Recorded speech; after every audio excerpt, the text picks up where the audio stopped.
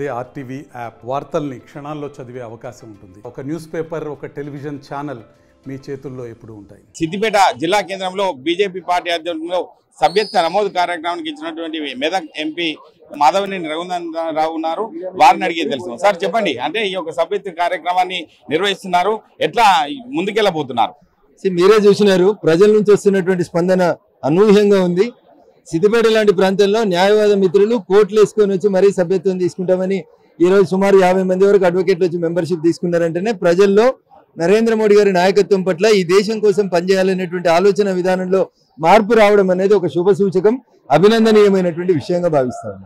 అంటే అంతర్జాతీయంగా పుతిన్ లాంటి వాళ్ళే ఈ యొక్క దేశాన్ని, మోడీ ప్రభుత్వాన్ని మెచ్చుకుంటున్నారు. కానీ తెలంగాణ రాష్ట్రంలో ఒక పార్టీ అనేది అంత ముందుకెళ్ళలేకపోతుందని తెలుస్తుంది. ఆ విషయంలో ఏం చెప్తారు సార్ మీరు? విమర్శకులు అనేటోళ్ళు ఎప్పటికీ విమర్శిస్తూనే ఉంటారు. తెలంగాణలో బీజేపీ ముందుకు వందే, మా కార్యకర్తలు పనిచేయందే 8 ఎంపీలు ఎట్లా గెలుస్తామన్నా? మాకంటే ఎక్కువ ఎంపీలు గెలిచింది ఎవరున్నారన్నా? మాకంటే ఎక్కువ ఓట్లు వచ్చిన వాళ్ళు ఎవరున్నారు? కాబట్టి భారతీయ జనతా పార్టీ రాష్ట్రంలో కూడా త్వరలోనే అధికారంలోకి రావడానికి పనిచేస్తాం. ఆ దిశగా మా అడుగులు పడతా ఉన్నాయి. ప్రజల్లో భారతీయ జనతా పార్టీ పట్ల రోజు రోజుకి విశ్వాసం పెరుగుతుంది అనడానికి మొన్నటి మా పార్లమెంట్ ఎన్నికలే ఉదాహరణ. అంటే రాష్ట్ర అధ్యక్షుల విషయంలో ఇటు కిషన్ రెడ్డి కావచ్చు, ఇటు బండి సంజయ్ కావచ్చు, రఘునందనరావు ముగ్గురు పోటీగా ముందుకెళ్ళడం జరుగుతుంది. రఘునందనరావు వస్తే బాగుంటుంది అని కొందరంటున్నారు. ఆ విషయంలో మీరు ఏం చెప్తారు అధినాయకత్వానికి? సో పార్టీ కేంద్ర నాయకత్వం తీసుకునేటువంటి నిర్ణయానికి క్రమశిక్షణ కలిగినటువంటి కార్యకర్తగా కట్టుబడి ఉంటాను.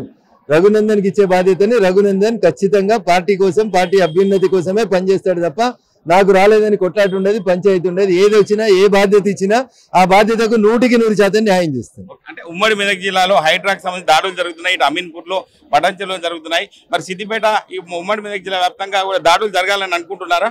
హైడ్రాను రాష్ట్ర వ్యాప్తంగా విస్తరించాలని కోరుకునే వాళ్ళలో నేను ముందుంటాను. అన్ని జిల్లా కేంద్రాలకి అంతటికి పంపిండ్రి.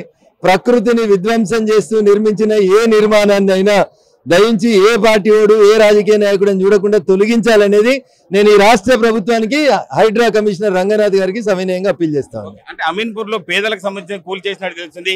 వారికి అంటే బీజేపీ పార్టీ స్టాండ్ ఎలా ఉండబోతుంది పేదలకు సంబంధించి భవిష్యత్తులో? పేదోడికి సంబంధించిన కట్టడం ఏదైనా కూల్చేస్తే అమీన్పూర్ లో 1000 ఎకరాల ప్రభుత్వ భూమి ఉంది.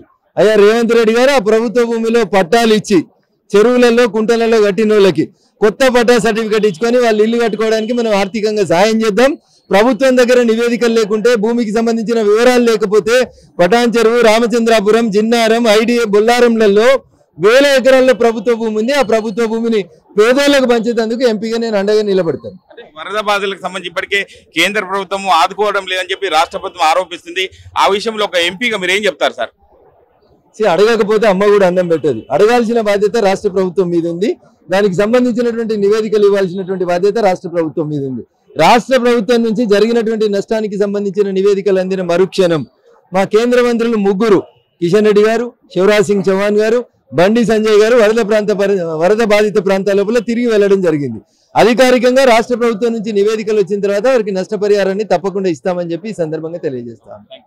అంటే రాష్ట్ర వ్యాప్తంగా హైడ్రా దాడులు కొనసాగించాలి. అట్లా హైడ్రా దాడులు కొనసాగించి పేదలకు సంబంధించి కూలినట్టయితే ఖచ్చితంగా ఈ యొక్క విలువైన భూములను కూడా పంచే ప్రక్రియలో నేను ముందుంటానని చెప్పి ఎంపీ మాధవనేని రఘునందనరావు చెప్తున్నారు. కెమెరామెన్ ఎల్లవరితో మహేష్, ఆర్టీవీ, సిద్దిపేట జిల్లా. మరిన్ని వీడియోస్ కోసం ఛానల్ ని సబ్స్క్రైబ్ చేయండి. లేటెస్ట్ అప్డేట్స్ కోసం వాట్సాప్ ఛానల్ ని ఫాలో చేయండి. అండ్ లింక్ డిస్క్రిప్షన్ లో ఉంది.